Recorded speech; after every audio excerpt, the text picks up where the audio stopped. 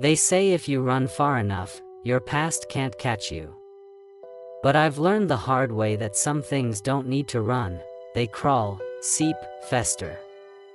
They find cracks you didn't know you had. My name is Eleanor Shaw. I used to work for a defense contractor that doesn't officially exist. My specialty was anomaly suppression, interpreting data streams that didn't obey physical laws, signals that weren't supposed to be there. You'd be surprised how often the military loses things they were never supposed to have.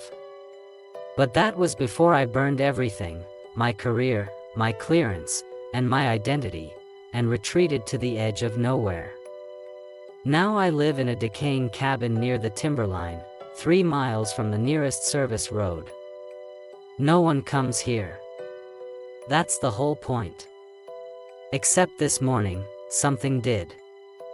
I woke to frost on the inside of the window panes, breath fogging in the cold air despite the fire I swore I lit before bed.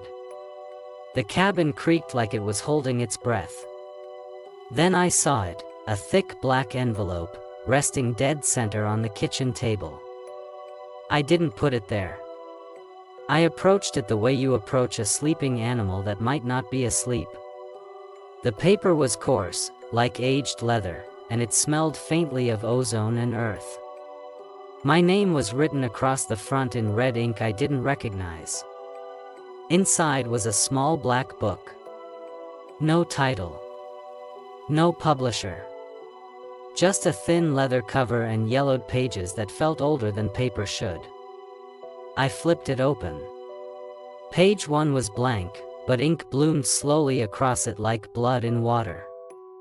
You are no longer an observer. You are now a participant. Follow the instructions. Or vanish like the rest. Beneath that, a location, Granite Hollow, Oregon. A house at the edge of town. And 3 rules. 1. Do not listen to the recordings more than once. 2. If the basement door is open, close it. Do not look down. 3. Do not stay past 2 a.m. I read them twice, then once more. The rules felt more like warnings scratched on the inside of a tomb. I should have burned the book. I should have laughed and gone back to bed. But that's the thing about curiosity. It doesn't knock, it breaks in. Granite Hollow was 30 miles north, but I made it in 20. The town looked like someone had tried to erase it from the world and only half succeeded. The buildings were half boarded up, yet still standing, streets cracked but not overgrown. Like it was waiting. The house was easy to find. 2 stories, sagging roof, windows like blind eyes. The front door was unlocked. I stepped inside, and the air felt wrong, thick, stale, like it hadn't been breathed in years. But there was electricity. A single red light blinked on a console in the living room, a reel-to-reel recorder, antique but humming softly. A label on the tape read, "Do not rewind." My job was to find and destroy recordings, journals, photographs, anything that proved the house had ever been here, or what it had done to people who stayed. I pressed play. A woman's voice, low and tired, filled the room. She spoke like she was reading from a journal. Night 1. The mirrors don't reflect right. I see things move behind me that aren't there when I turn. The voice sent a chill through me. I kept listening. Night 2. The basement cries. I tried to record it. Now the tape won't stop playing, even when it's off. I stopped the tape. The book's first rule echoed in my head. I hadn't broken it. Not yet. I found the mirrors and covered them with cloth. Found the basement door, it was open. I closed it without looking. The handle was warm. Too warm. Upstairs, the bedroom was dust-choked but empty. On the nightstand, a photo, a woman with eyes blacked out, holding a baby whose face was scratched away. I felt watched. The kind of watch that makes your teeth itch. I checked the time. 1:47 a.m. Almost done. Just had to wait. But then I heard it. The tape recorder clicked on. I hadn't touched it. The reel spun, the woman's voice whispering, "I see you. I see you. I see." I ripped the tape free, crushed the reel under my boot. Silence. 1:59 a.m. I headed for the door. That's when the basement door creaked open. I didn't look. I ran. Out into the cold, into my car, down the broken road until the house was a smudge in the rearview mirror. When I got home, the book was waiting on the table again. Same place. Open to a new page. The ink still wet. Good. You followed the rules. Next location pending. I should have burned it. But instead, I sat down. Waiting. And I realized something that made my blood go cold. The tape recorder? It had been a model from the 1960s. But the voice on it? It was mine. Younger. Frightened. Recorded years before I ever stepped into that house. There's a numbness that sets in after your second or third encounter with the impossible. Not fear exactly. Not shock. Something colder. Like your mind realizes it's safer not to feel at all. That's where I was when the second message came. The black book didn't show up this time.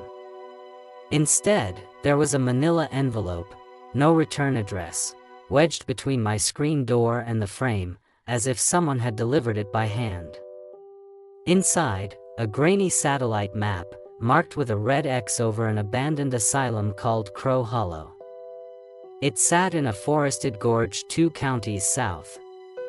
Beneath the map was a note typed in courier font, location, Crow Hollow Asylum.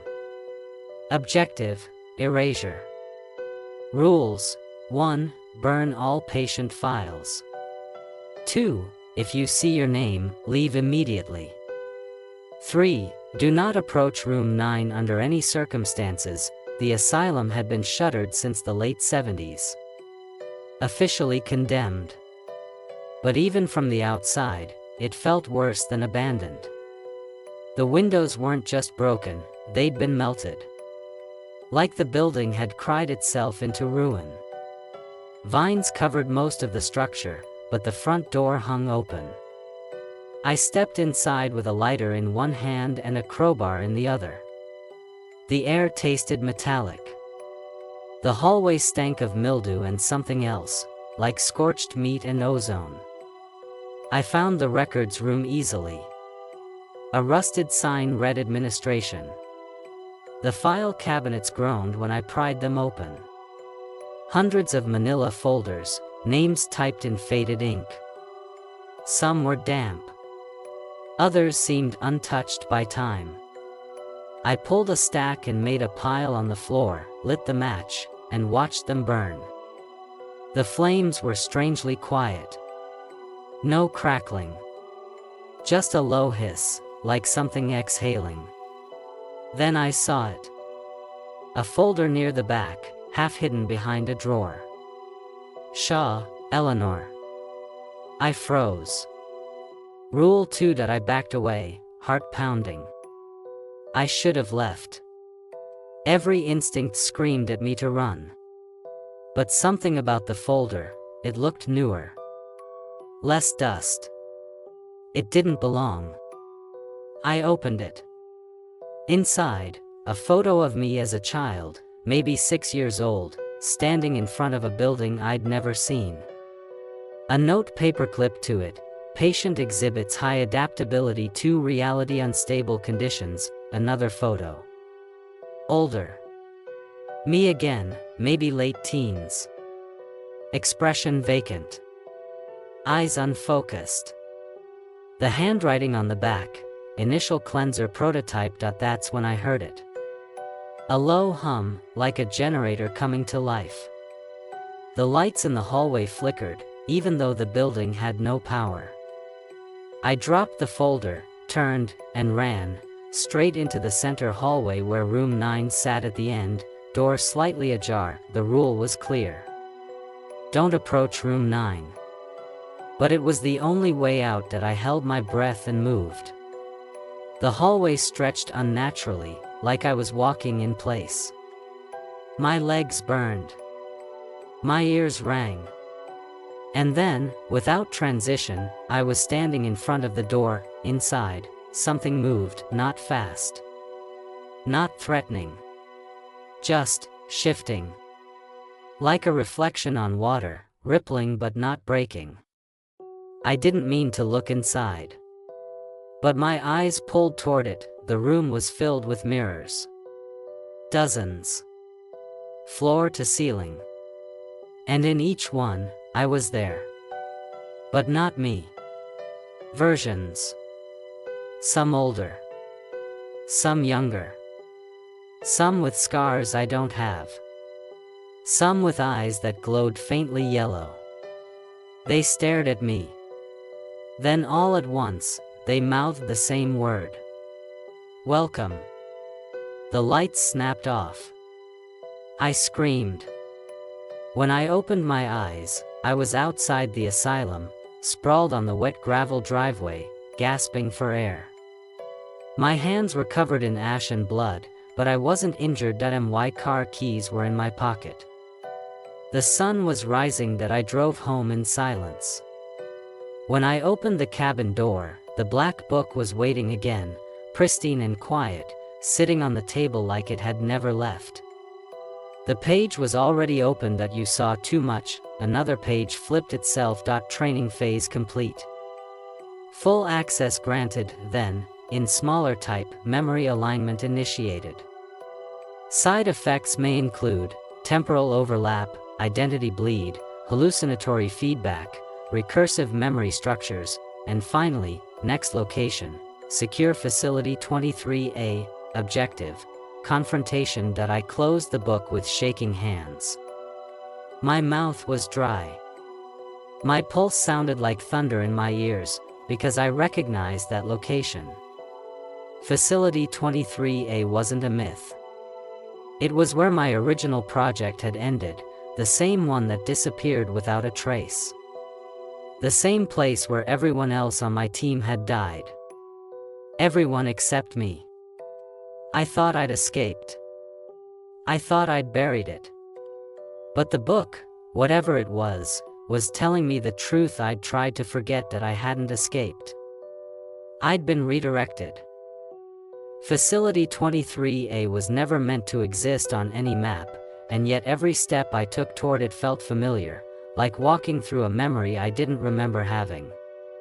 The road leading there was buried beneath a forest of pine and mist, but my hands knew the wheel, my eyes recognized every turn. When I arrived, the building had no signs, no gate, just a cold gray slab of reinforced concrete half buried into the mountainside. It should have been dead. It wasn't. The lights were on. Not bright, just a low, sterile hum leaking from the seams of the steel door. The black book was in my lap, open to a single sentence: clean the origin. I stepped out into the chill and approached the door. No keypad. No handle. It opened anyway. The inside hadn't changed. White halls. Observation windows. Silence so thick I could feel it in my teeth. I moved through the corridors like a ghost retracing her death. I remembered this place before I remembered why. A security station blinked to life as I passed, a monitor flaring with static before resolving into a grainy black and white feed. It showed a room. A woman sitting on a chair. Her head bowed. Her hands shackled. The timestamp read 2009. But the woman was me. I turned away. My knees nearly gave out. This wasn't just a return. It was a loop. A recursion. They hadn't erased the project. They had preserved it, in me. At the heart of the facility, where the reinforced vaults and lead-lined chambers waited, I found a door marked Origin Chamber. I scanned my palm without thinking. It accepted me. The door opened. Inside was a single table, a chair, and a black mirror bolted to the far wall. On the table, a file. I sat. Opened it. Page 1, Project Quiet Protocol. Status, active. Subject, Eleanor Shaw. Initialization date, unknown. Function, reality membrane cleanser. Failure risk, high. Contingency, self-termination. The mirror across from me shimmered. Not a reflection. A view. On the other side was another Eleanor, older, worn, scarred across the jaw. She looked at me like a disappointed parent. Then she smiled. I knew that smile. It was mine. The mirror vibrated, the surface rippling like water. Her voice came through, "You made it. Took longer this time." My throat closed. "What is this?" I whispered. Her smile faded. "A loop, Ellie. You're not the first. You won't be the last. Every cleaner breaks eventually. We built you to be disposable. A filter between this world and the rot behind it." I shook my head. "I'm not a machine." She nodded. "No. But you're not fully human either. Not anymore." The moment you touched the black book, the recursion began. It chose you. Because it remembers you. You're not escaping. You're sinking. The word made my skin crawl. The mirror darkened. Then it showed a door, wooden, old, marked with the same sigil that burned into the black book's back cover. Beneath it, one line, "Final protocol initiated." I stood. The chamber began to shift. Walls peeled away like skin, revealing a path beneath the floor, stone steps descending into darkness. The black book in my hand pulsed. The final instruction appeared, not in ink, but carved into the leather itself: "Burn the origin." I followed the stairs. The deeper I went, the less I recognized the world. Gravity bent sideways. The air tasted like memory. I passed doors that whispered as I moved, voices offering lives I didn't live, people I might have been. At the bottom, a chamber made of bone and wire. And in the center, an egg. Giant. Pulsing. Wrapped in cords like umbilical leashes, its surface slick and breathing. It looked alive. It looked familiar. On the far wall, photos. Every version of me. Hundreds. Some smiling. Some burned. Some missing eyes. I knew what the egg was. It was the seed of recursion. The code that kept birthing me into new loops. New cleansers. New attempts to fix the unfixable. I lit the match. One spark. One breath. The egg screamed. Not loud. Deep. Like it tore through space itself. The chamber shuddered. Cracked. Collapsed. I was falling. Falling through versions of myself. Each one screaming something I couldn't hear. And then, silence. I woke up in my cabin. Morning. Cold coffee. A dead fire. For a moment, I thought it was over. Then I saw it. The black book. Closed. Sitting where it always sat. I opened it. Blank. Every page. Then, at the very back, one sentence written in my own hand. A sentence I didn't remember writing. Cleaner, clean thyself. My reflection in the window was smiling. I wasn't.